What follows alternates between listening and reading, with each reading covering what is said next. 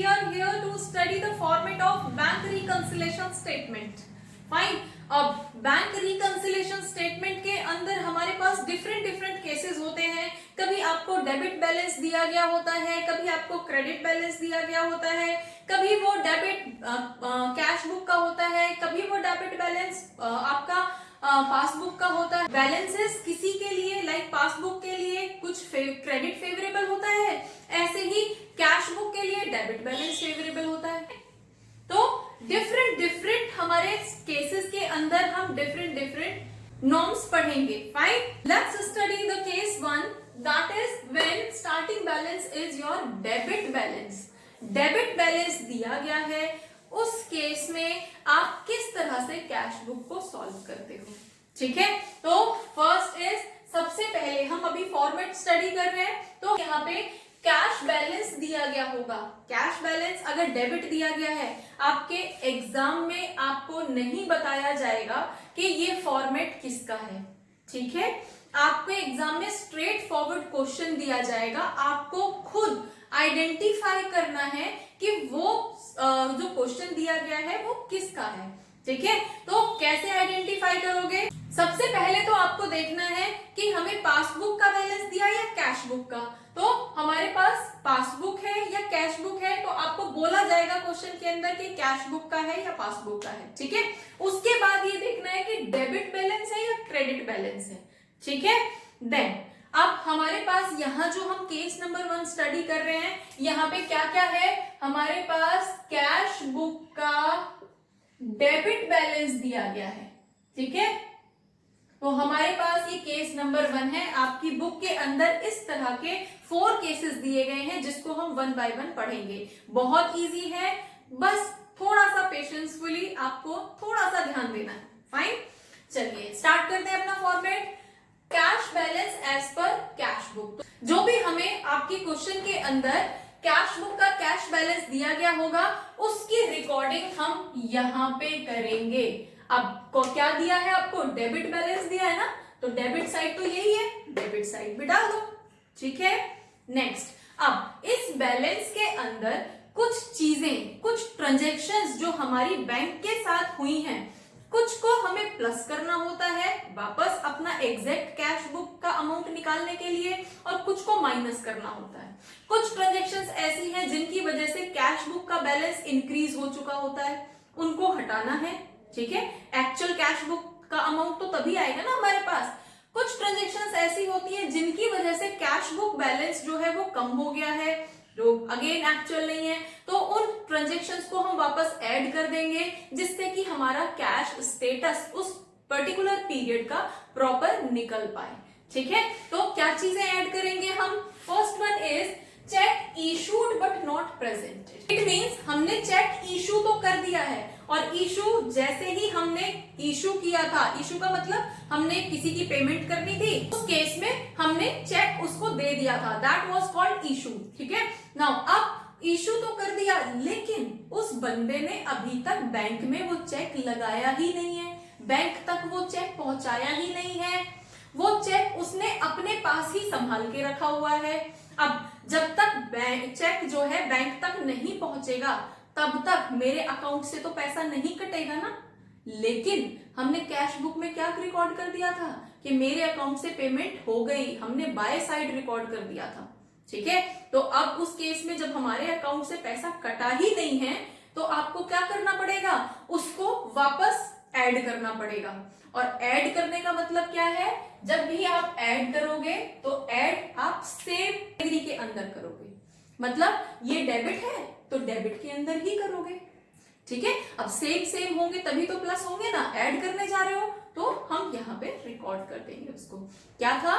Check issued but not cleared या not presented. Bank तक पहुंचा ही नहीं है और हमारे अकाउंट से पैसा कटा ही नहीं है. ठीक है. तो next is directly deposit into bank. अब डायरेक्टली डिपॉजिट किसने कर दिया मेरे बैंक में? मेरे ऑर्गेनाइजेशन के बैंक में किसने डायरेक्टली अकाउंट में डिपॉजिट कर दिया?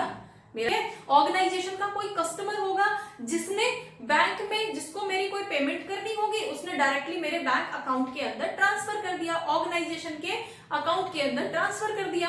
फाइन। तो अब उसकी इंफॉर्मेशन हम तक नहीं पहुंच पाई है।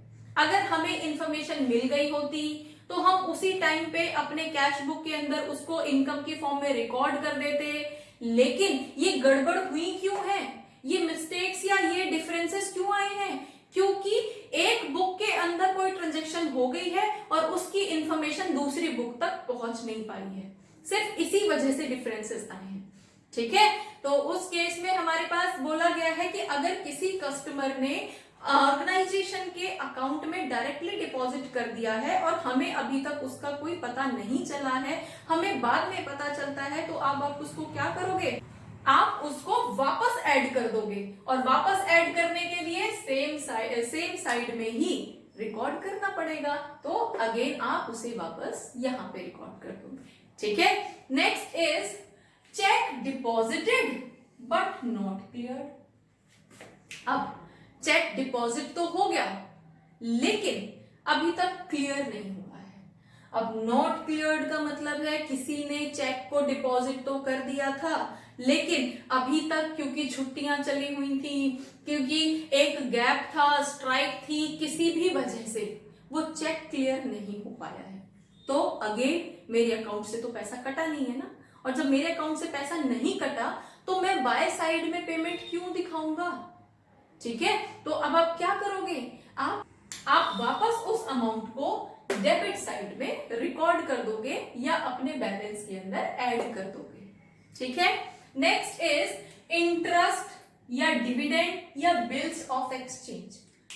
हमें ऑर्गेनाइजेशन को या तो इंटरेस्ट मिला है, ठीक है, और जो भी अकाउंट है ऑर्गेनाइजेशन के उन पे, या जो भी इन्वेस्टमेंट कर रखी होगी ऑर्गेनाइजेशन ने उन पे उसे इंटरेस्ट मिला है, या ऑर्गेनाइजेशन की कोई इन्वेस्टमेंट शेयर्स में रही होगी वहां से डिविडेंड रिसीव हुआ है। ठीक है, या कोई बिल्स ऑफ एक्सचेंज रियलाइज हुआ है, बिल्स ऑफ एक्सचेंज की डेट मैच्योर हो गई है और अब वो पैसा उसको मिलना है। ठीक है, तो किसी भी केस में बैंक के अंदर पैसा आ गया और कैश बुक तक इंफॉर्मेशन नहीं आई है, तो आपका बैंक बैलेंस तो ऊपर हो गया, इंक्रीज हो गया, और कैश बैलेंस नहीं है, तो क्या करोगे? कैश बैलेंस को भी तो ऊपर के लेके जाओगे ना, कैश बैलेंस में भी तो ऐड करोगे ना।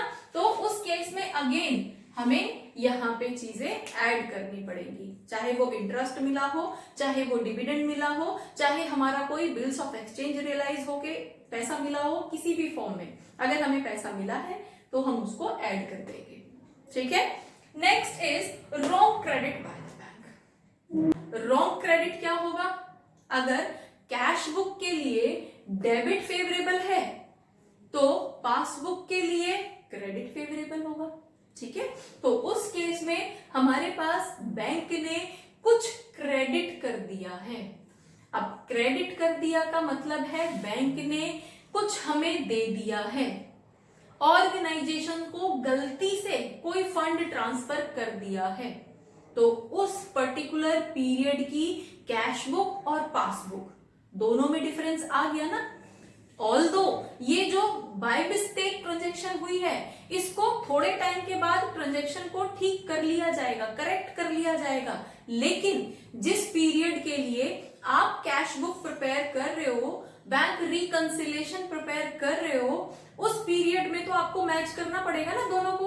अगर आपका बैंक बैलेंस इंक्रीज हो गया है, चाहे गलती से ही हुआ लेकिन इंक्रीज हो गया ना, तो अगर आपका पासबुक में अमाउंट इंक्रीज हुआ है तो आपको कैश बुक के अमाउंट को भी इंक्रीज करना पड़ेगा, इंक्रीज करके दिखाना पड़ेगा। तो आप क्या करोगे? उस अमाउंट को वापस अपने कैश बुक के अंदर ऐड कर दोगे। ठीक है, बस यही 5 ट्रांजैक्शंस होती हैं जो आपके डेबिट बैलेंस के अंदर प्लस की जाती है। ठीक है, क्लियर? अब हम वो ट्रांजैक्शंस देख लेते हैं जिनको हमें हटाना है, माइनस करना है, जिनकी वजह से हमारा कैश बुक का अमाउंट जो है, कैश बुक का बैलेंस इंक्रीज हो गया था, अननेसेसरी इंक्रीज हो गया था। ठीक है, तो उनको हटाएंगे तो ही तो हमारे पास एक्चुअल बैलेंस आ पाएगा कैश बुक का। तो उस केस में हमें क्या करना है, हमें कुछ आइटम्स को, जैसे कि first one is check deposited but not collected. अब हमने चेक डिपॉजिट तो कर दिया, ठीक है, लेकिन कलेक्ट नहीं हो पाया है। अब हमने डिपॉजिट, सपोज हमने इनकम तो शो कर दी, डिपॉजिट कर दिया ना, हम चेक को डिपॉजिट करते ही क्या लिख देते हैं, जैसे ही हमने चेक डिपॉजिट किया बैंक में, वैसे ही हम कैश बुक में टू साइड इनकम शो कर देते हैं। अब जब तक चेक डिपॉजिट नहीं होता तब तक तो हम इनकम शो नहीं करते, लेकिन जिस दिन हम डिपॉजिट कर देते हैं उसी दिन हम अपनी कैश बुक में इनकम शो कर देते हैं, ठीक है। तो अब हमने कोई चेक डिपॉजिट तो कर दिया, अपनी कैश बुक में इनकम तो शो कर दी, लेकिन पता चला अभी तक वो क्लियर नहीं हुआ, ठीक है। तो उस केस में क्या करोगे, आपकी कैश बुक का बैलेंस ज्यादा आ रहा है, पासबुक कम है, तो आपको कैश बुक को भी नीचे लाना पड़ेगा, कैश बुक से भी वो अमाउंट हटाना पड़ेगा, तभी तो इक्वल आ पाएगा। तो उस केस में आपको क्या करना है, माइनस करना पड़ेगा ना वो अमाउंट। तो माइनस करने के लिए आप किस साइड रिकॉर्ड करोगे, आप माइनस करने के लिए अपोजिट साइड रिकॉर्ड करोगे, ठीक है। जो सेम टाइप के आइटम थे वो तो आपने सेम डेबिट कॉलम में ही रिकॉर्ड किए, जिनको माइनस करना है उनको डेबिट के अपोजिट क्रेडिट में रिकॉर्ड करोगे, तभी तो माइनस होंगे, ठीक है। अब एक और चीज, हमारे यहां पे जो वर्ड यूज किया गया है दैट इज कलेक्टेड, ठीक है, और हमारा यहां पे जो अमाउंट यूज किया है दैट इज क्लियर। दो अलग अलग मीनिंग है, मीनिंग मीन्स यहां पे हमने चेक डिपॉजिट कर दिया, अपनी इनकम शो कर दी, लेकिन क्या मीनिंग है ये, इसका मीनिंग है कलेक्टेड, हमने डिपॉजिट कर दिया, किसी ने मुझे चेक दिया था, ऑर्गेनाइजेशन को चेक मिला था और उसने बैंक में डिपॉजिट कर दिया, लेकिन उसका वो चेक क्लियर नहीं हो पाया, तो जो उसने इनकम मेंशन कर दी थी कैश बुक में वो उसे वहां से हटानी पड़ेगी, इसलिए माइनस किया है, ठीक है। और ये वाला कौन सा है, it means check deposited but not clear, it means हमने किसी को पेमेंट की थी, हमने किसी को चेक दिया था, लेकिन वो चेक उसने बैंक में लगा भी दिया, लेकिन अभी तक वो चेक क्लियर नहीं हुआ है, तो हमारे अकाउंट से पैसे नहीं कटे हैं। अब जब हमारे अकाउंट से पैसे नहीं कटे थे तो हमने उसको प्लस कर दिया था, ठीक है, लेकिन जब हमारे अकाउंट में हमने इनकम लिख दी है लेकिन इनकम हमें रिसीव नहीं हुई है, तो हमें यहाँ पे इसको माइनस करना पड़ा। समझ आया, ये दोनों word check deposited but not clear, ये हम पेमेंट की बात कर रहे हैं, हमने किसी को चेक दिया है और उस केस की बात है, ठीक है। और ये क्या है, ये हमें रिसीव हुआ है, किसी ने हमें चेक दिया है, ऑर्गेनाइजेशन को चेक रिसीव हुआ है, फिर ऑर्गेनाइजेशन ने उसको बैंक में लगाया है, बैंक में सबमिट किया है, लेकिन अभी तक वो क्लियर नहीं हुआ है। These both are two different situations, okay. ये हमारी पेमेंट शो कर रहा है और ये हमारी रिसीविंग शो कर रहा है, ठीक है। नॉर्मली स्टूडेंट्स इन्हीं दोनों वर्ड्स के अंदर कंफ्यूज रहते हैं और वो बोलते हैं कि मैम कहीं तो चेक डिपॉजिट को प्लस कर देते हैं, कहीं चेक डिपॉजिट को माइनस करना पड़ता है, तो ऐसा क्यों होता है। कुछ नहीं है, आपको बस ये समझना है कि वो चेक डिपॉजिट हमारी पेमेंट शो कर रहा है या हमारी इनकम शो कर रहा है। इनकम हमने शो कर दी है और फिर भी हमें इनकम नहीं मिली है तो हमें माइनस करना पड़ेगा, और हमने पेमेंट शो कर दी है और फिर भी मेरे अकाउंट से पैसे नहीं कटे हैं तो हमारे लिए वो प्लस रहेगा, ठीक है, फायदा होगा ना। चलिए अब नेक्स्ट ट्रांजैक्शन पे चलते हैं। Next one is cheque bills of exchange dishonour. अब यही चेक हमारा बाउंस हो गया, हमारा बिल्स ऑफ एक्सचेंज बाउंस हो गया, हमने अपने इनकम अपने कैश बुक के अंदर टू साइड ये रिकॉर्ड कर दिया था कि हमें यहां से इस पर्टिकुलर बंदे से ये चेक मिला है और हमने बैंक में डिपॉजिट कर दिया, डिपॉजिट करते ही हमने उसको अपने कैश बुक के अंदर इनकम शो कर दिया, ठीक है। बिल्स ऑफ एक्सचेंज को हमने इनकम शो कर दिया, लेकिन वो बाउंस हो गया। अब बाउंस हो गया तो क्या हुआ, इनकम जो हमने शो की थी वो हटानी पड़ेगी ना, वहां से माइनस करना पड़ेगा, तो माइनस करना पड़ेगा again opposite side, clear. Next one is interest या बैंक चार्जेस। कई बार इंटरेस्ट चार्ज किया जाता है हमारे अकाउंट पे, बैंक जो एसएमएस भेजता है, जो सर्विसेज हमें भेजता है, चेकबुक, पासबुक वगैरह वगैरह, इन सब चीजों के लिए बैंक हमें टाइम टाइम पे चार्ज लगाता रहता है। तो इस तरह के चार्जेस अगर लगे हैं तो वो हमारे लिए ऑफ कोर्स एक्सपेंसेस हैं, तो उसको भी हम माइनस ही करेंगे अपने कैश बैलेंस से। ठीक है, नेक्स्ट इज डायरेक्टली पेमेंट। अब डायरेक्टली पेमेंट, अब हमारे अकाउंट से हमारे इंस्ट्रक्शंस के अकॉर्डिंग बैंक ने किसी को डायरेक्टली पे कर दिया और हमें पता भी नहीं है। लाइक हमने बैंक को इंस्ट्रक्शंस दिए हुए हैं कि by 10th of every month मेरी LIC की प्रीमियम जो है वो डिडक्ट कर देना, पेमेंट कर देना। अब हमने बोल तो दिया लेकिन हम खुद भूल गए। उस केस में हमारे पास बैंक तो रेगुलर 10th में पेमेंट करता रहेगा, हर 10th को एवरी मंथ ऑफ 10th हमारे अकाउंट से पैसा डिडक्ट होता रहेगा, लेकिन हम कैश बुक में रिकॉर्ड करना उसे भूल गए। ठीक है, ड्राइंग के नाम से रिकॉर्ड होगा ना, हम रिकॉर्ड करना भूल गए, तो कैश बैलेंसेस में अगेन डिफरेंस आ गया। ठीक है, तो इस तरह की अगर कोई ट्रांजैक्शंस या हमारे बिहाफ पे, ऑर्गेनाइजेशन के बिहाफ पे बैंक ने कोई पेमेंट कर दी है डायरेक्टली, तो उस केस में वो हमारे लिए एक्सपेंस होगी और हम उसको माइनस करेंगे अपने कैश बैलेंस से। ठीक है, done. Next one is cheque recorded but not deposited. कई बार हमसे मैनुअल ह्यूमन एरर है ना, कई बार हम क्या करते हैं, जैसे ही चेक आया हम सोचते हैं कि शाम को जाते हुए मीन्स ऑफिस में आज इस चेक को लगा देंगे और हमने कैश बुक में रिकॉर्ड कर देते हैं। ठीक है, अब रिकॉर्ड तो कर दिया लेकिन बाद में शाम को याद आ रहा है हमें, ओ शिट, हमारा जो चेक था वो तो ड्रॉर में ही पड़ा हुआ रह गया। ठीक है, वो तो हमने डिपॉजिट किया ही नहीं। तो अब ऐसे केस में आप क्या करोगे, अगर इस तरह की ट्रांजैक्शंस होती हैं और आपका चेक जो है आप बैंक तक ले जाना भूल जाते हो। ठीक है, अगर विद इन द मंथ, अगर विद इन द पीरियड आपने उस मिस्टेक को करेक्ट कर लिया, फिर तो डिफरेंसेस आएंगे ही नहीं। डिफरेंसेस कब आते हैं, जब वो चेक आपके पास आपकी ड्रॉर में पड़ा रह गया और आप भूल गए और आपने मंथ एंड में निकाल दिया, अपनी कैश बुक का बैलेंस शो कर दिया। ठीक है, फिर आपको बाद में वो चेक मिला, तो उस केस में आप क्या करोगे, अब वो चेक था, रिकॉर्ड किया हुआ था, ठीक है, लेकिन डिपॉजिट नहीं हुआ था, उस केस में आप उसको माइनस करोगे। ठीक है, समझ आया। Next one is wrong debit by the bank. Bank ने कुछ गलती से हमारे अकाउंट से काट लिया, अब गलती से चार्ज कर दिया कुछ हमें, तो हमारा पासबुक का बैलेंस तो कम हो गया। अब उस पर्टिकुलर पीरियड के लिए हम बाद में करेक्ट कर लेंगे, लेकिन उस पर्टिकुलर पीरियड के लिए तो आपको अपने कैश बैलेंस को भी नीचे लाना पड़ेगा ना, कम करना पड़ेगा, तो उस केस में हम उसको माइनस करेंगे। दूसरी चीज, हमारा रॉन्ग क्रेडिट जब हुआ था, जब रॉन्ग क्रेडिट हुआ था तो उसको हमने इनकम शो किया था इक्वल करने के लिए। ऐसे ही अगर रॉन्ग डेबिट होगा तो रॉन्ग डेबिट को आप माइनस करोगे।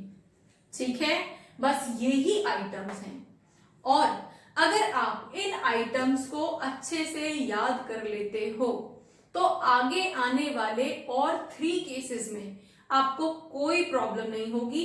बस करना क्या है, इनका प्लेस चेंज करना है बस, तो वो हम उन केसेस में करेंगे।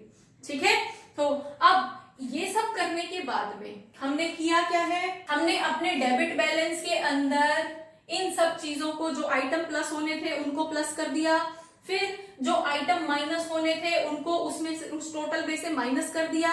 तो अब हमारे पास बचेगा क्या, जो लास्ट में बैलेंस आएगा उसको हम बैलेंस CD नहीं लिखेंगे, यहां CD या BD का कोई कॉन्सेप्ट नहीं है। ठीक है, तो उसको हम क्या लिखेंगे, स्टार्टिंग में क्या था हमारा, किसका बैलेंस था स्टार्टिंग में, कैश बुक का, तो अब बैलेंस किसका बचेगा, पासबुक का। ठीक है, तो हमारी एंट्री, अब यहां पे स्पेस नहीं है, मैं यहां पे लिख देती हूं, तो क्या बचेगा, balance as per passbook. Done. और हमेशा अगर हमने डेबिट से स्टार्ट किया है, बैलेंस डेबिट से स्टार्ट किया है, तो हमारे पास बैलेंस हमेशा क्रेडिट में बचेगा, अपोजिट साइड बचेगा। ठीक है। सो होपफुली हमारे कैश बुक में केस 1 में जब हमें डेबिट बैलेंस दे रखा हो कैश बुक का, तो क्या चीज ऐड करते हैं, क्या चीज माइनस करते हैं, ये आपको समझ आया होगा। अब नेक्स्ट क्लास के अंदर हम इसका एक न्यूमेरिकल करेंगे जिससे आपका कॉन्सेप्ट और क्लियर हो जाए। So keep watching, keep learning, thank you.